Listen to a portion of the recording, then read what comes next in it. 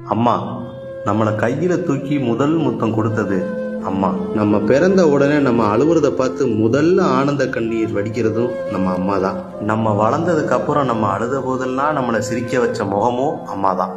நம்ம எத்தனை காதல் பண்ணாலும் நம்ம உருவமே தெரியாம கருவிலேயே நம்மளை முதல்ல காதல் பண்ணதும் நம்ம அம்மா தான். உலகத்துல எத்தனையோ பேர் உலக அழகி பட்டம் வாங்கலாம், ஆனா நான் பார்த்த முதல் அழகையும் எங்க அம்மா தான், கடைசி அழகையும் எங்க அம்மா தான். யாருக்கு தான் பிடிக்காது அம்மாவை?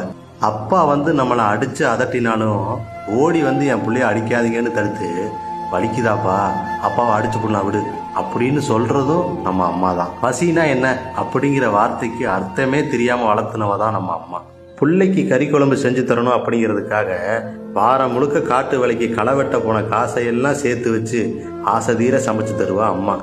அதுலேயும் குழம்புல இருக்க கறியை பூரா அரிச்சு நமக்கு போட்டு அவ கஞ்சியை மட்டும் குடிப்பா. அந்த பாசம் எங்க கிடைக்கும்? மாற தட்டி இரவெல்லாம் கதை சொல்லி நம்மளை தூங்க வச்சு ரசிப்பா நம்ம அம்மா. காய்ச்ச வந்து நான் படுத்தா கண்ணை சிந்து தூங்க மாட்டா எங்க அம்மா. அண்ணன் பாசம் அண்ணி வர வரைக்கும் தான், அக்கா பாசம் அடுத்த வீட்டுக்கு போற வரைக்கும் தான், தம்பியோட பாசம் தலை நிமிர்ற வரைக்கும் தான், தங்கச்சியோட பாசம் தாவணி கட்டுற வரைக்கும் தான். ஆனா தாயோட பாசம் உயிர் இருக்கிற வரைக்கும் இருக்கும். அம்மா அப்படிங்கிற ஒரு உறவு மட்டும் இல்லைன்னா இந்த உலகமே அனாதை தான்.